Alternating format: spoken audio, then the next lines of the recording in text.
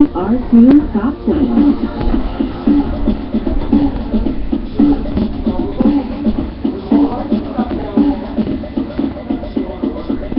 I'll see you next time, and check out the CBC Music YouTube channel. That's it for this week. I'm Minerva Duncan. Bye!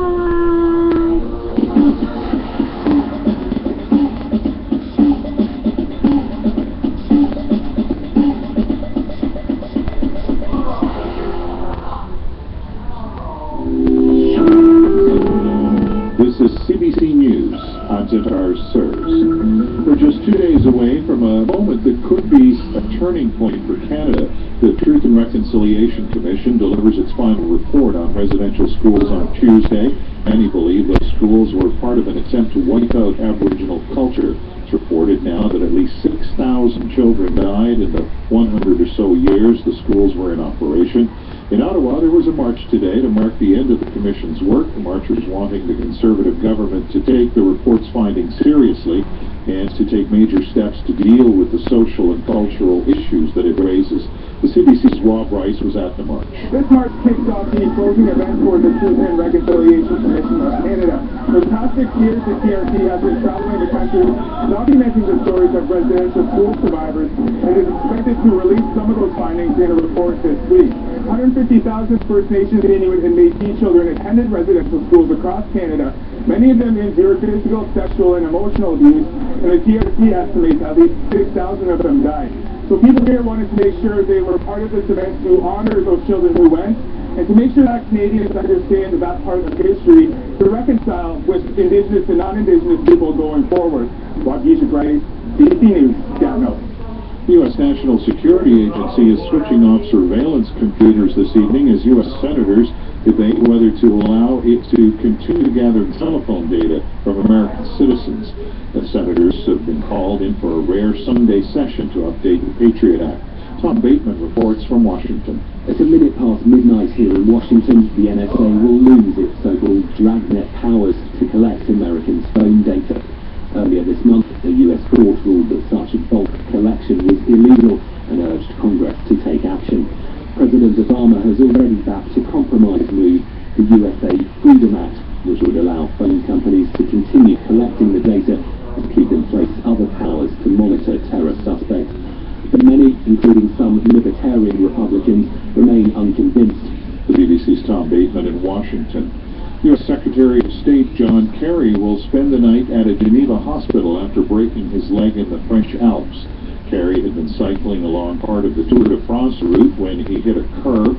Because of the injury, he has canceled the rest of a four-nation trip that included an international conference on combating ISIS. He is expected to make a full recovery. The members of Canada's Disaster Assistance Response Team, or DART, landed at CFB Trenton in Ontario this afternoon after spending a month in Nepal. The team was dispatched just days after a pair of powerful earthquakes struck, killing more than 8,000 people. They helped to purify water and provided medical and engineering support. This, as hundreds of thousands of students are back in school in Nepal now. Classes have been suspended since the tremors. In a bid to discourage new smokers from taking up the habit, several Canadian provinces are making major changes to their tobacco laws.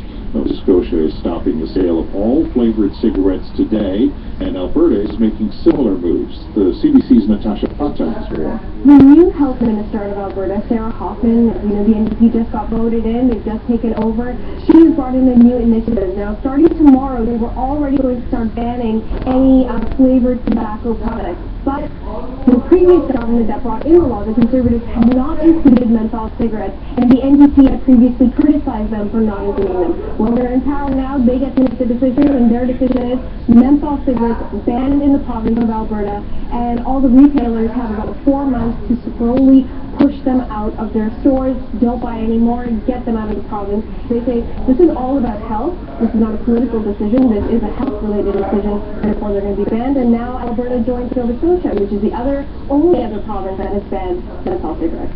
That's the CBC's Natasha Pata reporting. And that is CBC News. A reminder that we broadcast live and podcast at our website, which is cbcnews.ca. I'm Zatar Sirs.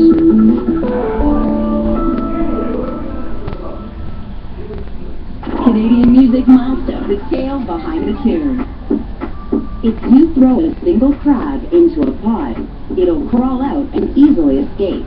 But if you throw a bunch of crabs in, they'll drag down anyone who tries to get out. Hip-hop artist Chaos saw a similarity between the crab mentality and the Canadian music scene. Musical milestone on CBC Radio 2.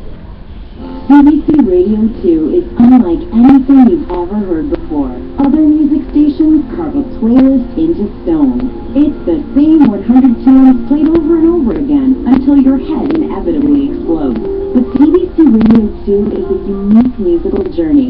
From adult alternative to classical to jazz, it's created by people who live, love, and breathe music. CBC Radio 2. There's nothing else like it. CBC Music, Canada's free online music service with over 50 web radio stations. Indie, singer-songwriter, international and Canadian sensations. Here's some of the best songs that liven up your afternoon. Any day, anytime. The best of Radio 2 Drive. On your computer and on your iPhone, iPad, BlackBerry 10, and on your Android device. Visit cbcmusic.ca and connect with the music you love.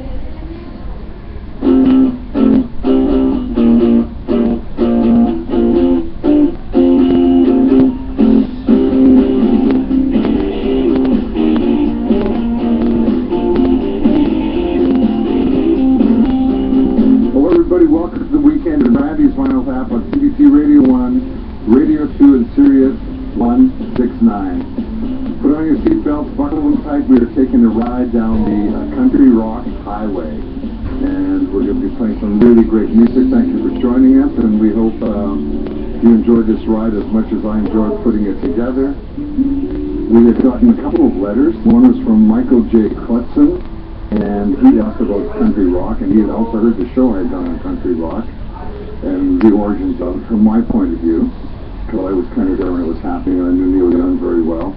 And there's a book out, and if you want to see this wonderful page of the family tree, it's called Californian Country Rock, and you could find it, I guess, on the internet. I don't know if you can get that, but it's the roots of California country rock, from the Hillmen, the Beefeaters, the Hollies, Kentucky Colonels, the Byrds, Buffalo Springfield, Gene Clark, Crosby, Stills, Nash and Young, Natural West, the Burrito Brothers, all this stuff. I kind of covered all that in the show, but specifically what I'm going to do now is Crosby, Stills, Nash, and then adding in Young, because they filled a gap in the late 60s, early 70s, and when they splintered and broke up, of course they splinter and break up all the time.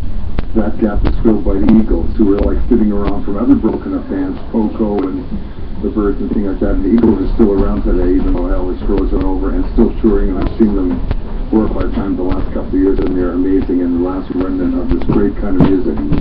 So we're going to show you the origin of Crosby, Stills, Nash and Young, where they came from. David Crosby came from the Byrds, Stephen Stills came from his bands, and Buffalo Springfield, Graham Nash came from the Hollies in England. And so we're going to start out with a song not even written by them, but written by their school friend, a very good friend of the band, who's managed by Elliot Roberts, who managed them at the same time, and the same David Geffen, when he was a record